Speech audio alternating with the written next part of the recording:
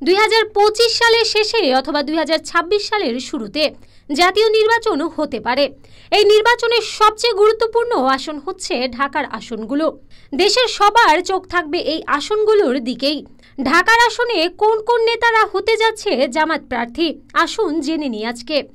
বাংলাদেশ জামায়াতে Islamic কেন্দ্রীয় মজলিসের শুরা সদস্য, ঢাকা মহানগরী দক্ষিণের সহকারী সেক্রেটারি মোহাম্মদ কামাল হোসেন ঢাকা 5 আসনে জামায়াত মনোনীত প্রার্থী। কেন্দ্রীয় মজলিসে শুরার সদস্য ও ঢাকা মহানগরী দক্ষিণের সহকারী সেক্রেটারি অধ্যাপক ডক্টর মোহাম্মদ আব্দুল মান্নান ঢাকা 6 আসনের প্রার্থী। ঢাকা 7 আসনে পুরান ঢাকার ব্যবসায়ী নেতা আলহাজ হাফেজ এনায়েতুল্লাহ জামায়াতের প্রার্থী। ঢাকা মহানগরীর মধ্যে ঢাকা 8 আসনে নির্বাচন করবেন জামায়াতে ইসলামীর কেন্দ্রীয় কর্মপরিষদের সদস্য ও ঢাকা মহানগর দক্ষিণের নায়েবে আমির অ্যাডভোকেট ডক্টর মোহাম্মদ হেলাল উদ্দিন। ঢাকা 10 আসনের জামায়াতের প্রার্থী বাংলাদেশ জামায়াতে ইসলামীর কেন্দ্রীয় কর্মপরিষদের সদস্য ঢাকা মহানগর দক্ষিণের নায়েবে আমির অ্যাডভোকেট জসিম উদ্দিন সরকার।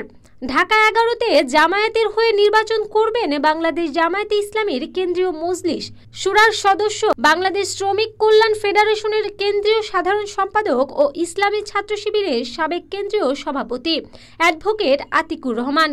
ঢাকা 12 থেকে জামায়াত প্রার্থী হিসেবে নির্বাচন করবেন বাংলাদেশ জামায়াতে ইসলামীর কেন্দ্রীয় নির্বাহী পরিষদ সদস্য ও ছাত্র শিবিরের সাবেক কেন্দ্রীয় সভাপতি সাইফুল আলম খান মিলন।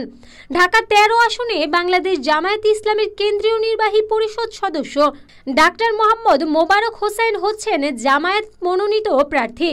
ঢাকা 14 আসনে যুদ্ধাপরাধের দায়ে ফাঁসি হওয়া জামায়াত নেতা মীর কাশেম আলীর ছেলে ব্যারিস্টার মীর আহমদ বিন কাশেম আরমান প্রার্থী হবেন।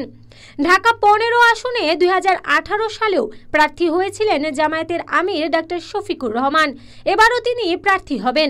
জামায়াত আমির প্রার্থী না হলে ঢাকা মহানগর উত্তর জামায়াতের আমির মোহাম্মদ সেলিম উদ্দিন ও প্রার্থী হতে পারেন। ঢাকা 16তে জামায়াতের প্রার্থী সাবেক সেনা কর্মকর্তা কর্নেল অবসরপ্রাপ্ত এম আব্দুল বাতেন। ঢাকা 18তে প্রার্থী হবেন সাবেক ঢাকা 5-এর জামায়াতের প্রার্থী প্রিন্সিপাল আশরাফুল হক।